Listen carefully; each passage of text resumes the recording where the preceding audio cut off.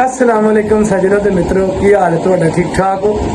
अच्छा, साडी जनाब गलबात दा मौजू शुरू होया है जिहड़ा साडे मुल्क दे विच दो शादियां, एक मर्द दो शादियां करेगा ते नहीं ते उन्होंने 2 लाख रुपया जुर्माना, 5 साल 5 लाख जुर्माना 2 साल 5 लाख रुपया जुर्माना 2 साल कैद।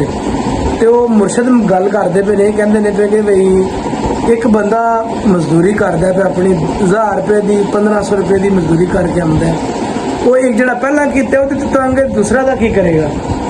ਜਾਂ ਤੇ ਕੋਈ ਮਸਲਤ ਦੇ ਨਾ ਕੋਈ ਥੋੜੀ ਜਾਂ ਤੇ हुकूमत सहूलत दे बई ए जनाब मेरी ए तुहानू ਘਰ ਦਿੱਤਾ ਹੈ ਬਣਾ ਕੇ ਵੱਖਰਾ, ਮਤਲਬ ਤੁਹਾਡੇ ਸਹੂਲਤ ਦਿੱਤੀ ਹੈ, ਪੈਸੇ ਦਿੱਤੇ ਨੇ, पहले बीवी बच्चे दे तंगे ਫਿਰ ਵੀ ते अच्छा ये मकसद जिहड़ा असल है ना मेन वकार साहब ये तलाक दा जे साडे मुल्क दे विच तलाक बहुत ज्यादा हो रही उस दी वजह तो करके ते ये साडे मुल्क दे विच जनाब मेरी उन्होंने इन्ना सिस्टम कि साडे मुल्क च बेवा औरतां बहुत ज्यादा बैठियां ने।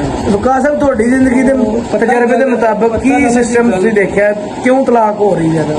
ਉਹ ਤਲਾਕ ਦੀਆਂ ਤੁਹਾਨੂੰ ਪਤਾ ਦੋ ਵਜ੍ਹਾ ਹੁੰਦੀਆਂ ਨੇ जी जी ਇੱਕ ਬੰਦਾ ਹੁੰਦਾ ਹੈ ਕਿ ਜਿਹੜਾ ਇਹ ਯਾਸ਼ ਹੋ ਜਾਂਦਾ ਹੈ, जी जी ਦੂਸਰਾ ਜਿਹੜਾ ਅੱਜ ਕੱਲ ਆਪਣੇ ਆਪ ਤੇ ਗਰੂਰ ਔਰਤਾਂ ਕਰਦੀਆਂ ਨੇ ਕਿ ਅਸੀਂ ਸੋਹਣੀਆਂ ਆ। सोहणियां अपने ਤੁਸੀਂ हुस्न दे मामले ਸੋਹਣੀਆਂ ਨੂੰ ਤੁਸੀਂ ਅਕਸਰ ਵੇਖਿਆ ਹੋਣਾ ਹੈ ਕਿ ਜਿਹੜੀਆਂ ਸ਼ਕਲ ਜਨਾਨੀਆਂ ਹੁੰਦੀਆਂ ਨੇ ਸੋਹਣੀਆਂ ਸਮਝ ਕੇ ਤਲਾਕਾਂ ਲੰਦੀਆਂ ਹੀ ਉਹ ਨੇ। जी जी ਲੋਕ ਦਿੰਦੇ ਤਲਾਕਾਂ ਉਹਨਾਂ ਨੂੰ ਨੇ, ਦੂਸਰੇ ਬੰਦੇ ਨੂੰ ਤਲਾਕਾਂ ਨਹੀਂ ਦਿੰਦੇ हाँ जी ਕਿਉਂਕਿ ਮਰਦ ਨੂੰ ਔਰਤ ਨੂੰ ਸੁਣਨਾ ਗਰਜ਼ ਨਹੀਂ ਹੁੰਦਾ, हाँ जी मर्द नूं औरत दे सोहणे होण ते कोई ਸੁਣਨ ਦਾ ਕੋਈ ਗਰਜ਼ ਨਹੀਂ ਹੁੰਦਾ। जी जी ਔਰਤ ਜਿਹੜੀ ਹੈ ਮਰਦ ਦਾ ਇਤਬਾਰ ਹਾਸਲ ਕਰੇ, ਮਰਦ ਦਾ ਇਤਬਾਰ ਹਾਸਲ ਕਰੇ, बिल्कुल ਉਹ ਉਹਦੇ ਕੋਲ ਸਕੂਨ ਚਾਹੁੰਦਾ ਹੈ। बिल्कुल ਆਪਣਾ ਜਿਹੜਾ ਇੱਜ਼ਤ ਨਫਸ ਹੈ ਉਹ ਕਾਬੂ ਰੱਖਣਾ ਚਾਹੁੰਦਾ ਹੈ ਔਰਤ ਨਾਲ। ਜਿਹੜਾ ਉਹ ਮਰਦ ਨੂੰ ਇਹ ਕੁਝ ਚਾਹੀਦਾ ਹੈ। ਜਿਹੜੀਆਂ ਔਰਤਾਂ ਮਤਲਬ ਲੰਮੀ ਜ਼ੁਬਾਨ ਕਰਦੀਆਂ ਨੇ, ਦਰਾਜ਼ੀ ਕਰਦੀਆਂ ਨੇ, ਮਰਦ ਨੂੰ ਬੇਸਕੂਨ ਇੱਕ ਦਿਹਾੜੀ ਕੰਮ ਕਰਦਾ ਘਰ ਆਉਂਦਾ ਉਹ ਫਿਰ ਬੇਸਕੂਨ ਹੋ ਜਾਂਦਾ ਹੈ। बिल्कुल ਉਹ ਇਸ ਤੋਂ ਕਰਕੇ ਫਿਰ ਤਲਾਕਾਂ ਤਾਂ ਹੁੰਦੀਆਂ ਨੇ। ਤਲਾਕਾਂ ਸਾਡੇ ਮੁਲਕ ਦੇ ਵਿੱਚ ਸਭ ਤੋਂ ਜ਼ਿਆਦਾ ਹੈ ਕਿ ਜਿਹੜੀ ਔਰਤਾਂ ਦੇ ਲੋਕਾਂ ਨੇ ਆਪਣੀਆਂ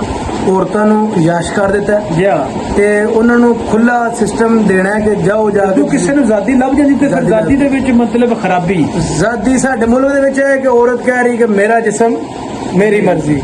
ਉਹ ਇਹ ਸਭ ਤੋਂ ਵੱਡੀ ਜਿਹੜੀ ਵਜ੍ਹਾ ਸਾਡੇ ਮੁਲਕ ਦੇ ਸਾਰੀਆਂ ਵਿੱਚ ਦੇਖੋ ਜੀ, ਸਾਰੀਆਂ ਮਤਲਬ ਔਰਤਾਂ ਇੱਕੋ ਜਿਹੀਆਂ ਨਹੀਂ ਹੁੰਦੀਆਂ। ਜੀ ਕਿਸੇ ਕਿਸੇ ਨੂੰ ਗਲਤੀਆਂ, ਕਿਸੇ ਨੂੰ ਚੰਗਾ ਨਹੀਂ ਚੰਗਾ ਨਹੀਂ ਆਖ ਕਹਿ ਸਕਦੇ, ਬਿਲਕੁਲ। ਅਸੀਂ ਮਾਸ਼ਰੇ ਦੇ ਹਿਸਾਬ ਨਾਲ ਗੱਲ ਕੀਤੀ ਹੈ ਵੀ ਜਿਹੜੀਆਂ ਮਤਲਬ ਆਪਣੇ ਆਪ ਤੇ ਔਰਤਾਂ ਗਰੂਰ ਕਰਦੀਆਂ ਨੇ ਅਸੀਂ ਸੋਹਣੀਆਂ ਆ, ਬਿਲਕੁਲ। ਉਹ ਆਪਣੇ ਮੇਰਾ ਖਾਮਦ ਮੰਦਾ ਹੈ ਜਾਂ ਮੇਰਾ ਖਾਮਦ ਕੰਮ ਨਹੀਂ ਕਰਦਾ ਬਿਲਕੁਲ। ਜਾਂ ਮਤਲਬ ਉਹਦੇ ਕੋਲ ਇੰਨੀ ਉਹ ਹੁਨਰ ਨਹੀਂ ਹੈ, ਪੈਸੇ ਨਹੀਂ ਕਮਾ ਸਕਦਾ, ਮੇਰੇ ਵਸਾਇਲ ਨਹੀਂ ਪੂਰੇ, ਇਹ ਉਹ ਖਰਾਬੀ ਪੈਦਾ ਕਰਦੇ। ਜਿਹੜੀ ਖਾਮਨ ਦੀ ਰੱਬ ਦੀ ਰਜ਼ਾ 'ਚ ਤੇ ਖਾਮਨ ਦੀ ਰਜ਼ਾ 'ਚ ਰਾਜ਼ੀ ਹੋ ਗਈ ਹੈ ਉਹਨੂੰ ਕਦੇ ਘਾਟਾ ਨਹੀਂ ਆ। ਜੀ ਗੱਲ ਤਾਂ ਸਲਾਹ ਨਾ ਭਾਈ ਜੀ। ਅਸਲ ਸਾਡੇ ਮੁਲਕ ਦੀ ਮਸਲਾ ਹੀ ਹੈ ਕਿ ਅੱਗੇ ਹੀ ਖਾਨੂੰ ਘੁੰਮਤ ਉੱਠਣ ਨਹੀਂ ਦਿੰਦੀ।